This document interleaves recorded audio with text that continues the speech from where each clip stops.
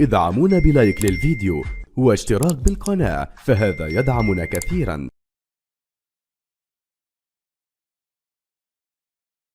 صابر يتلقى الإشارة، صابر يسجل.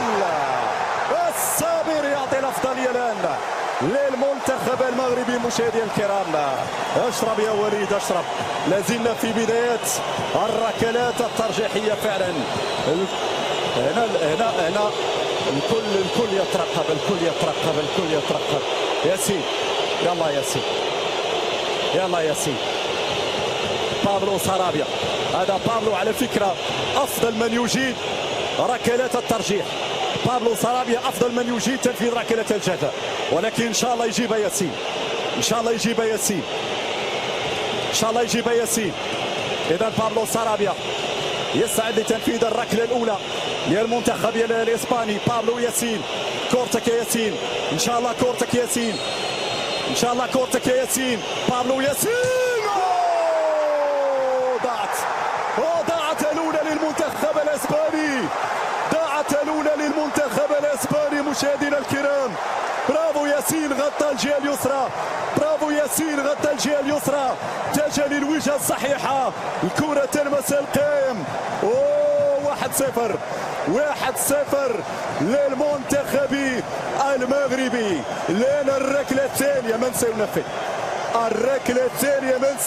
مشاهدينا الكرام، حكيم زيش يستعد لتنفيذ الركلة الجزاء باليسرى. زياش، أوناي سيمون، ودعوات الجماهير في استاد سميمة. يتلقى الإشارة، زياش يتقدم، زياش يسجل جول زياش. 2-0 الآن للمنتخب المغربي. 2-0 لأسود الأطلس. هذه الإعادة ستلعب القوة في منتصف المرمى. برافو يا زياش. هذه كرة الهدف الثاني. إذا تنفيذ الركلة الثانية. سولير يسعد التنفيذ. يلا يا بونو، يلا ما تحشمناش يا بونو، يلا ما تخيبناش يا بونو، يلا يا بونو، يلا عزيزي بونو، يلا يا حبيبي بونو، يلا يا كبير يا بونو.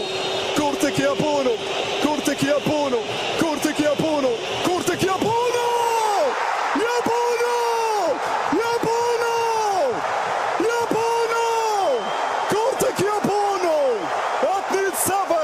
للمنتخب المغربي. 2-0 للمنتخب المغربي. كورتك يا بونو.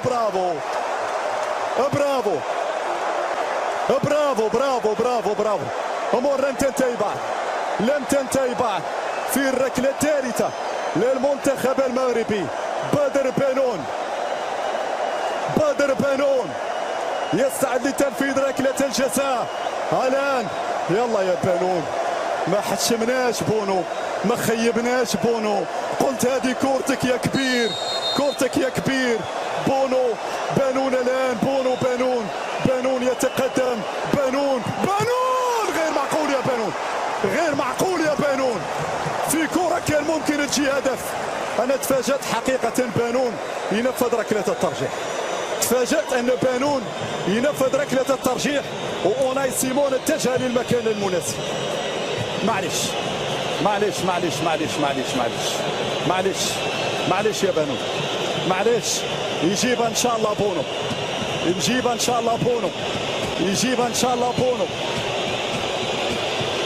شاء الله بونو.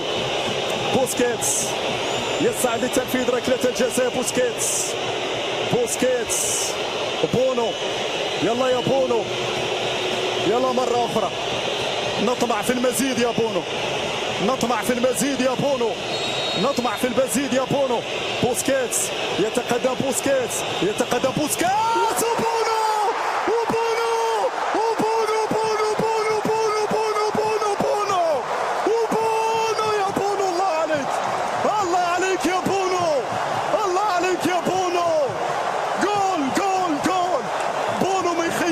يا سادة يا كرام، أنا قلتها، ما حشمناش بونو. يا كبير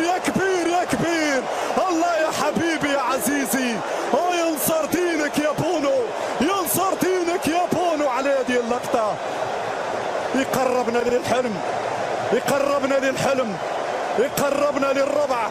يلا لم يتبقى الكثير، لم يتبقى الكثير. حكيمي الآن يسعد لتنفيذ ركلة الترجيح. يلا يا حكيمي في الشباك، يلا يا حكيمي، قولوا يا رب، قولوا يا رب. حكيمي إن شاء الله يجيبها، حكيمي إن شاء الله يجيبها، حكيمي إن شاء الله يجيبها. صافرة تاتي، أشرف حكيمي، يسعد أشرف، يسعد أشرف، جول جول جول جول جول جول جول جول. الله يا أستاذ.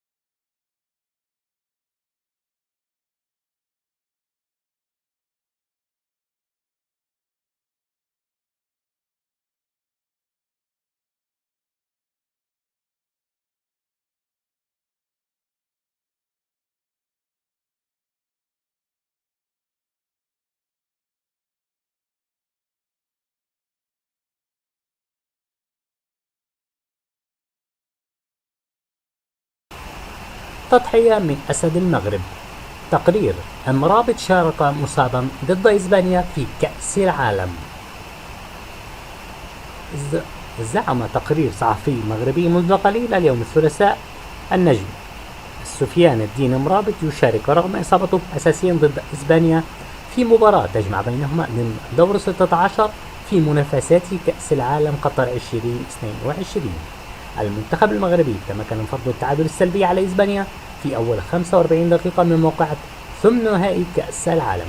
وأشار موقع لو 360 المغربي إلى أن سفيان المرابط يعاني من انزعاجات على مستوى الظهر أجبرته على الذهاب سريعا إلى المستشفى من أجل الحصول على مسكنات آلام مع الإجراء من المزيد من الفحوصات الطبية.